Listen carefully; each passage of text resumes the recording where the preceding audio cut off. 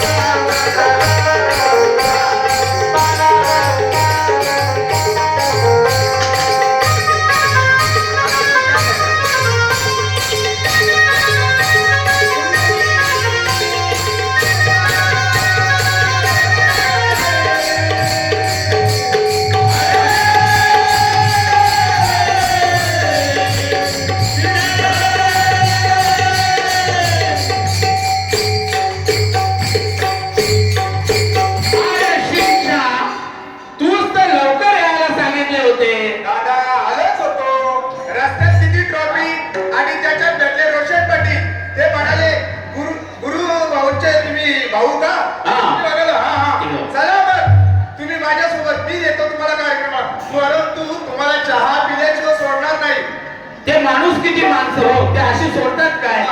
इथं आल्यानंतर रविशेठ भेटले, ते म्हटले लाईनीत राहा, दर्शन घ्या, नंतर आपण पूजा करू. बरोबर तुमचे संभाषण ऐकायला मला वेळ नाही. परत पूजा चालू करा म्हणजे तुम्ही.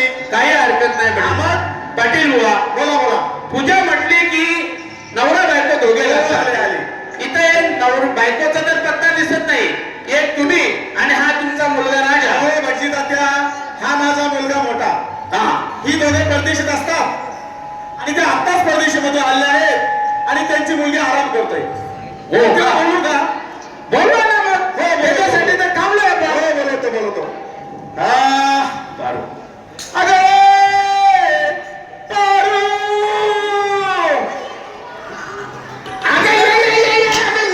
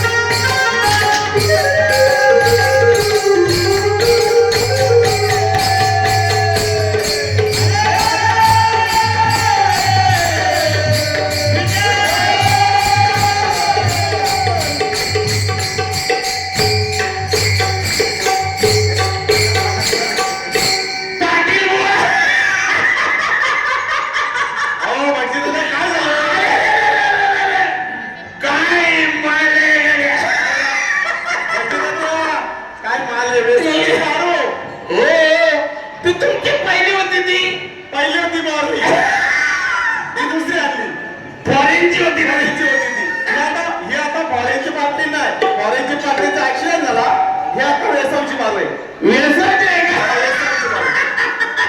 तेव्हा जेवढी चालली नसते बरं का ती. तुम्ही तर सगळे चावटच हो. अहो आम्ही कशाचे चावट? तुमचं लक्ष कोणाकडे मला सांगा. आमचं लक्ष ना फक्त दक्षिणेकडे असतं. दक्षिणा मिळाली की आमचं काम झाला. बाकी तुमच्याशी आमचं काही घेणं देणं नाही बघा.